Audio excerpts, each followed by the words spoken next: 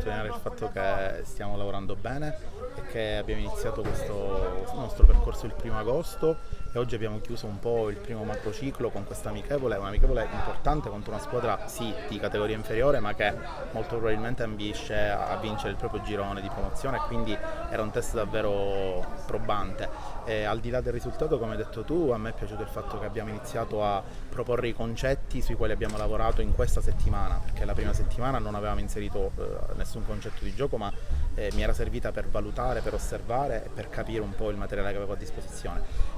Adesso invece appunto nella seconda settimana abbiamo inserito dei concetti di gioco che oggi ho visto proposti, che ho visto proposti anche bene, e alla luce anche del fatto che comunque mancavano praticamente mi è mancato quasi tutto il parco attaccanti perché avevo De Luca fuori e Barone è dovuto andare via dopo un tempo per un impegno e aspettiamo che arrivi il portoghese, il nostro colpo del DS di Peri. Quindi, ripeto, considerato anche questo, sono molto soddisfatto oggi io. I nuovi arrivati tutti molto bene, atteggiamento positivo, si stanno calando assolutamente nella mia proposta e devo dire che anche il feedback che appunto mi restituiscono è sempre molto per me importante perché mi fa ragionare, mi fa migliorare, mi fa in qualche modo andare a modulare il lavoro alla luce appunto di ciò che loro mi restituiscono. I giovani davvero, davvero bene tutti, sono degli under sui quali facciamo pieno affidamento. A me peraltro non piace nemmeno andare a distinguere troppo tra giovani e grandi perché secondo me quando il calciatore è valido, a prescindere dall'annata insomma, di nascita, se merita di giocare gioca, quindi sono soddisfatto in generale di tutto il gruppo. Generale di eccellenza molto probabilmente si livellerà con quelle 3-4 squadre che certamente sono una spanna sopra tutti,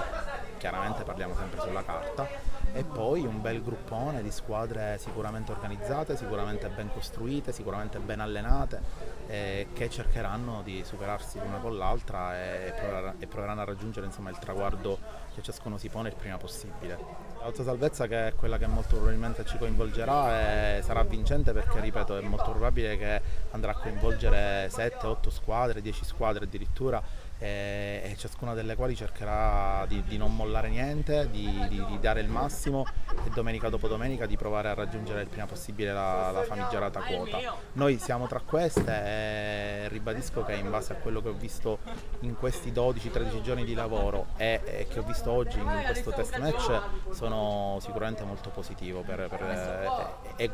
guardo in prospettiva sicuramente in maniera positiva e con fiducia. Noi abbiamo un altro impegno giorno 19, giocheremo in casa qui al mattino peraltro contro il San Giovanni Gemi ed è un altro impegno secondo me importante, e poi abbiamo un'altra amichevole il giorno 23 contro il CUS,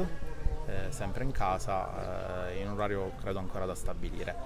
nell'attesa poi di scendere in campo in Coppa nel derby giorno 27, domenica 27.